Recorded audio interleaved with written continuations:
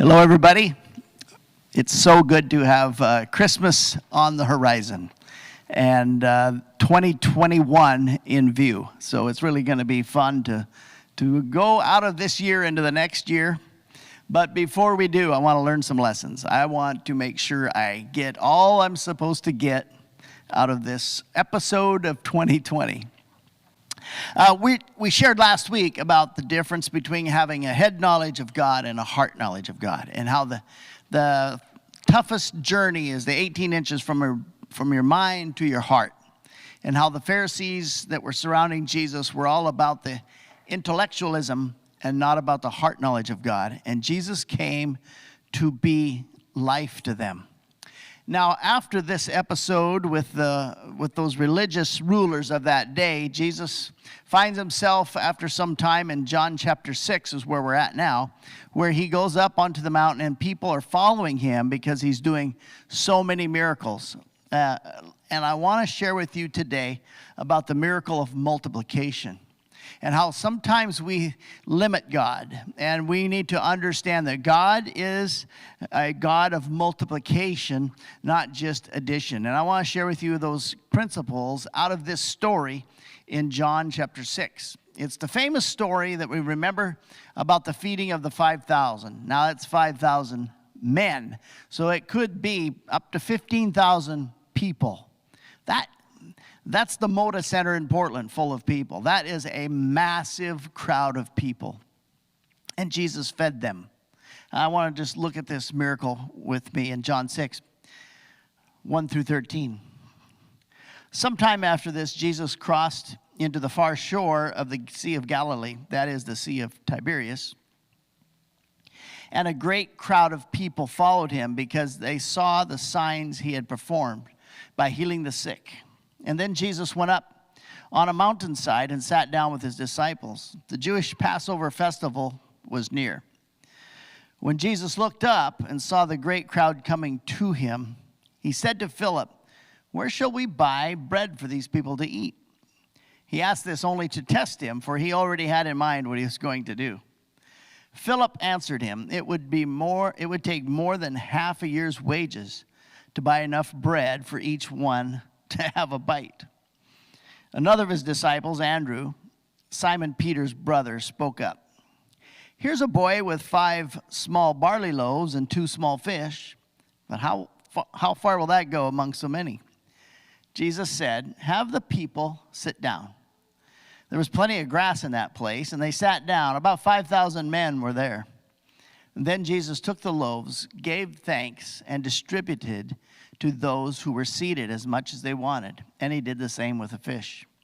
And when they had all had enough to eat, he said to his disciples, "Gather the pieces that are left over, and let nothing be wasted."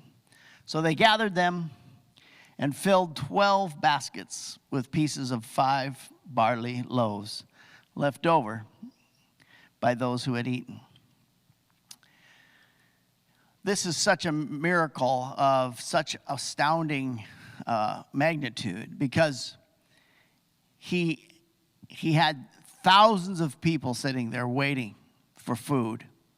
And, you know, if I were Jesus, which I am not, I would have said, hey, they should go home and eat, and then come back. We'll have another service tomorrow, or we'll all talk some more tomorrow, but go to your houses and eat and then come back. But Jesus, he didn't necessarily hold everyone accountable for behaving right. He just supplied their need. This is kind of amazing to me, because there is a term we use in Christianity. It's called breaking bread. When we break bread together, that is a Christian concept, because the early church would gather for prayer. It says in Acts 2:42 that they devoted themselves to the apostles' teaching and to fellowship and the breaking of bread and prayer. This bread breaking, this eating together, is a big deal, and it was a big deal to Jesus. So he told his disciples, he said, hey, have the people sit down. In our sermon planning time, I think it was Ben who piped up and said, sitting down because there was grass there for them to sit, it's kind of like Psalm 23 where he has us rest in green pastures. Well, he had the people sit down. And then they had the little boy who had his 5 barley loaves and his 2 fish. And that was pretty amazing that he gave that. I want to look at this and try and learn what we can learn from it for today. Our theme is to love like Jesus. And so I want us to have that lens as we talk about this story, because Jesus loved those people where they were. They weren't necessarily the responsible ones. Well, there was the one, the little boy, or maybe somebody said it was his mom that made his food or made his lunch. And he had some food. And he's like, here, I have this. I can't imagine there wasn't some more people prepared, but it just didn't seem like there were. And Jesus he said, give me that lunch, and he broke it and blessed it and started to distribute it. And as he distributed, it multiplied. There's a couple of miracles that just blow me away. Jesus turning water into wine is so much a picture of his creative power. How he created the universe. And so many arguments are like, this world is billions of years old. How can Jesus create it in a few days? Well, he can create things old because he created that wine perfectly aged. Time is not an issue for him. And now he's creating this miracle of food, and he's blessing it and breaking it and breaking it. Now, he had to give it to the disciples, and they had to break it and serve it. And I can't imagine what that was like for this amazing miracle of just expansion. You'll see sometimes a picture or a little scientific clip of a cell, how it divides. And then as it's dividing into 2 cells, it's already starting to divide into 4 cells. And they're already dividing into 16 cells. And they're already dividing into 48 cells.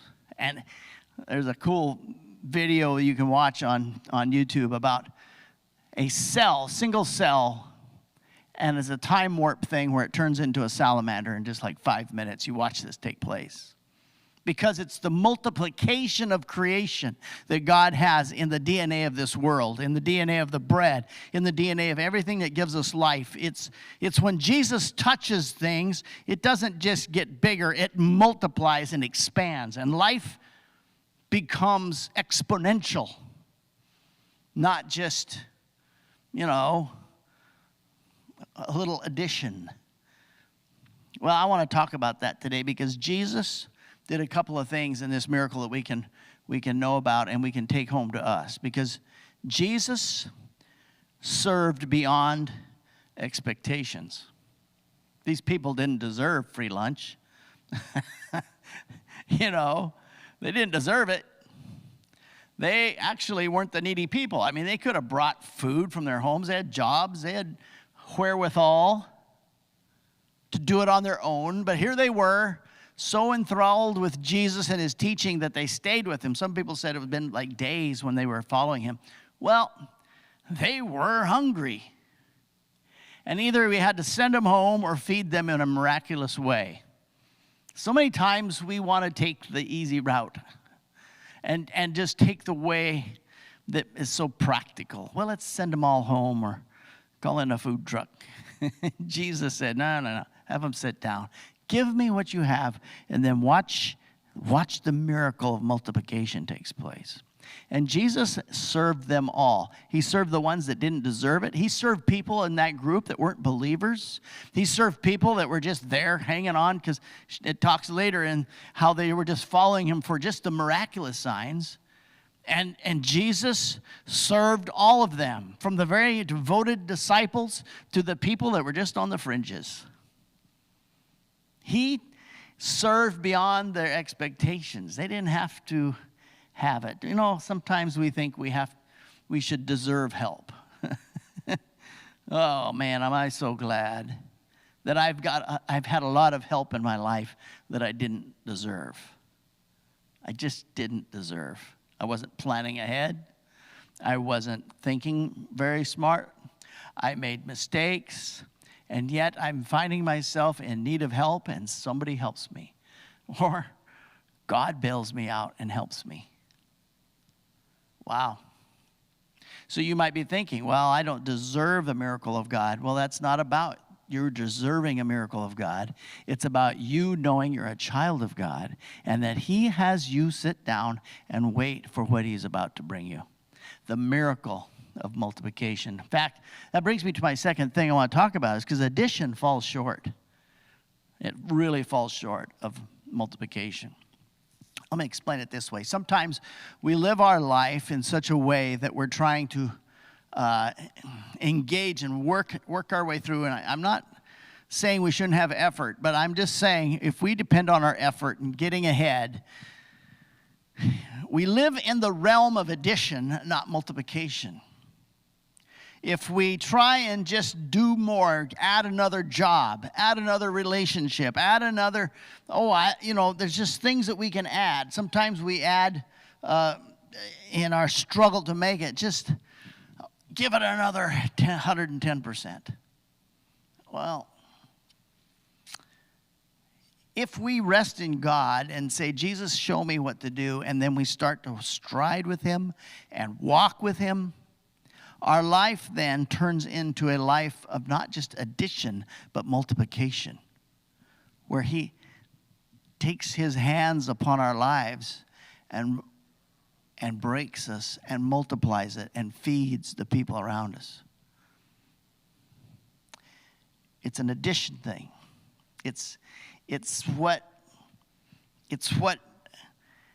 confounds everybody's thinking because it's a miraculous God who takes what we have and expands it.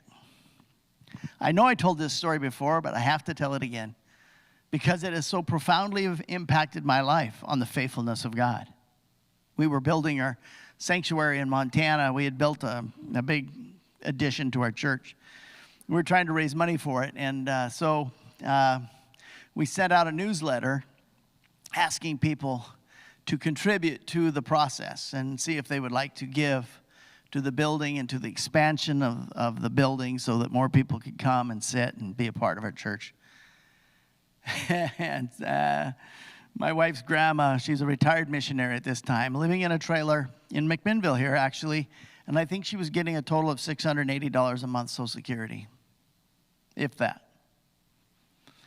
And she accidentally got one of our fundraising letters. I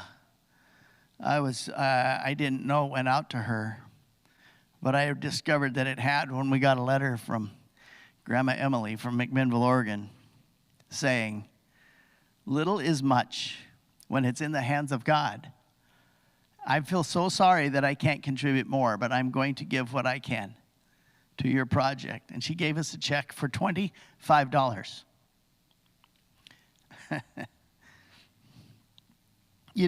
Let me tell you what I did. And I hope it wasn't manipulation, but I explained to the church what happened, that she gave us a check for $25. $25. And from that point on, something broke loose. Something broke loose, not in the natural, but in the supernatural. And things started to take place, and our facility started to be built, and things started to happen, and contributions came in. And I'm telling you, the miraculous power of God took that small offering and broke it and blessed it and expanded it to make a church that was a great and large facility in a town of 1,750 people. The year after I left, a man in town whose wife passed away needed to use our facility because it had to house a large group. And so they had the service, and after the service, he called the pastor, Mike, over to his house and had Mike, he said, Mike, I want to contribute to your church for offering your facilities for our service. And Mike said, oh, well, that's great. Thank you. You don't have to do that. And he said, no, I want to. So he said, Mike, would you write the check out? I'll sign it, and I want you to write it out because I can't write very well. And so he was an elderly man. And so he had Mike write a check out for $100,000. Whoa. That was the exponential, miraculous power of Jesus blessing the $25 check from a retired missionary woman who didn't have much, but she was obedient and gave it to the church, gave it to the Lord, and released it. He was like the little boy who gave the barley loaves and the fish. Here I have. This is what I have. It's not so much. It's not obviously going to make a difference in the project of this magnitude. It's going to be amazing. And I just want you to know that if you live a life bound by the addition of life, where you try to add another thing, make it on your own strength. But if you can transition to walking with God in His Spirit and becoming a person of multiplication and understanding that I have something to offer God, it's all I have, but I'm going to give it to Him and release it to Him. He takes it and blesses and blesses and blesses and feeds the multitudes. We look at the masses of people around us and we think, how can we reach them? It's too hard. It's too hard if you're trying to add it.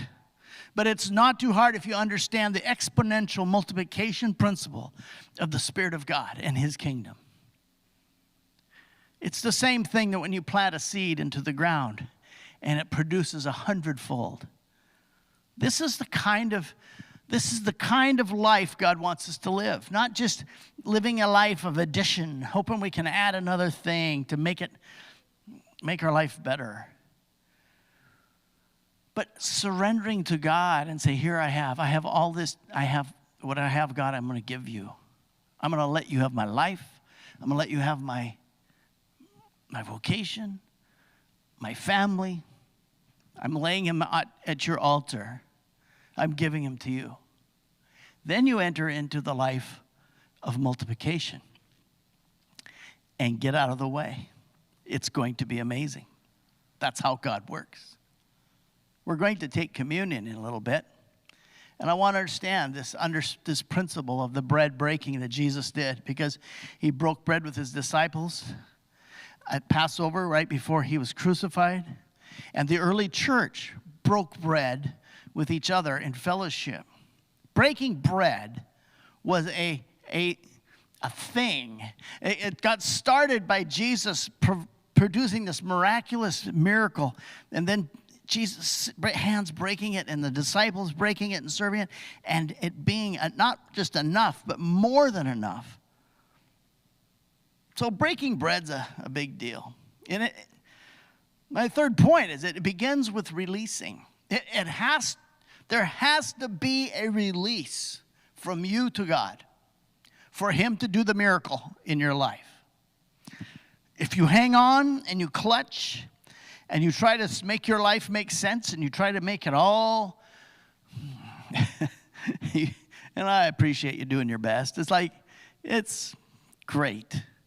But if you release it to God, then the miracle can happen. It's like the little boy with the loaves and fish. He gave it to Jesus. Here it is. My mom gave it to me for lunch. I don't know. It seems kind of mean taking the lunch from a kid. But he willingly gave it. That's the important thing. That something shifted in him here. I see Jesus. I know he's God. I'm going to give what I have and trust him. So it starts and it begins with releasing. When I was a kid, I went to country school across the street from our house in Montana. We lived 14 miles out of town, and I wanted like crazy to go to town school because, I wanted to go to the big school in town. So Dad finally let me go, and after 6th grade, he let me go to town, and I entered the town school, but I had to ride the bus all the way from my house at 7:20 in the morning. And then I wouldn't get home till like 4:30 or 5 at night on the bus, because the bus had to go all this.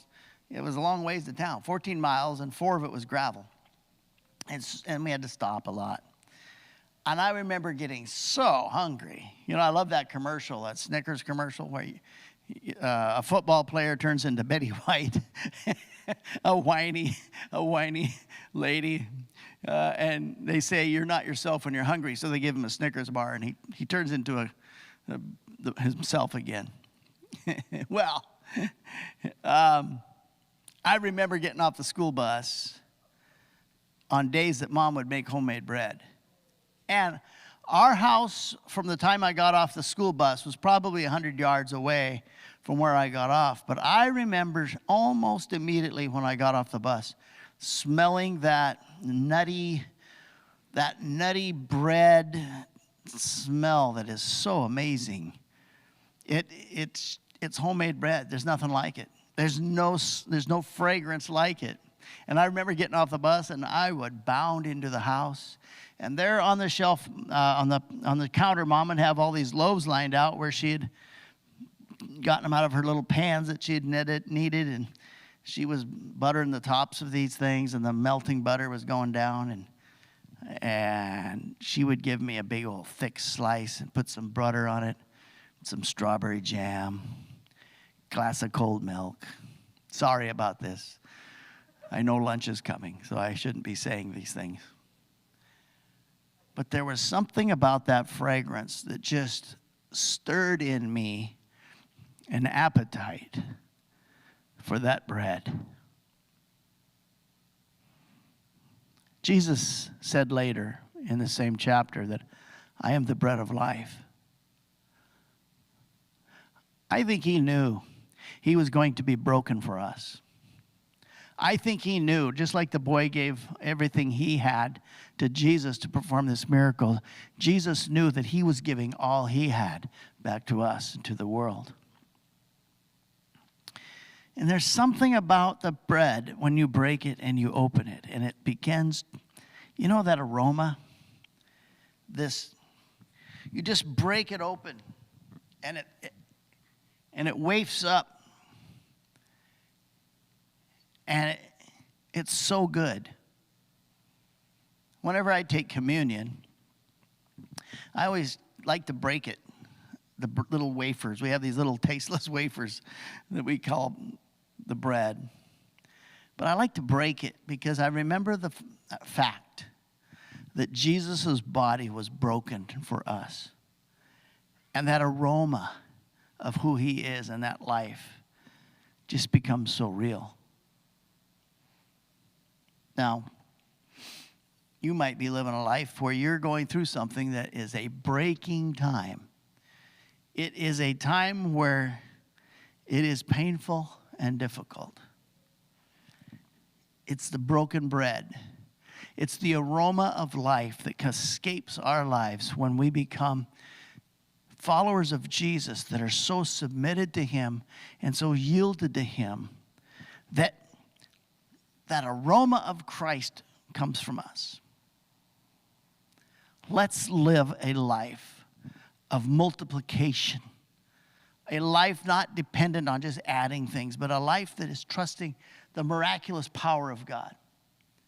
Where Jesus served beyond his expectations, that we would serve beyond our expectations, that we would do things beyond. We wouldn't just love people who deserve it. We would love people who need it. And then let's release what we have to him. This sounds a little bit like an offering sermon, and it is. Because it's about what we offer God. It's not just our finances, which we really appreciate your financial contributions to the church. It helps us carry out the calling that God has given us, but it's much more than you helping us. When you give an offering to God, you are miraculously sowing multiplication into his kingdom, where a little gift turns into a massive impact for God. Same thing in our lives. And maybe you have something today that you would love to offer up to God. Maybe it's a relationship. Maybe it's a lack of relationship. Maybe it's a financial situation that you would like to offer up to God and say, God, I'm going to give this to you. I can't do it in my own addition. It doesn't add up. But I'm going to yield to you and trust you for the miracle of multiplication to take over in my life. so we can expand our world and expand our life for the kingdom of God. And as our lives are offered up, we are like broken bread that Jesus served the multitude. We are nourishment to those around us, and we become part of his miraculous world that he is calling to him. We're going to take communion, and as we do, I'm going to pray just a brief prayer, and then someone's going to come up and close with communion. And as we do that, I would just ask you to have faith. Let your faith build like the little boy who just had what he had and release it to God. So Jesus, thank you for your goodness to us. As we sit together, there's many of us, Lord, that are maybe going through a difficult time or in a situation that needs your miraculous help. Help us not to fall into the addition life, but into the miraculous and multiplication life, where you are exponentially going to cause wonderful things to take place. Thank you for your goodness and your mercy, and we yield to you now in your precious name. Amen.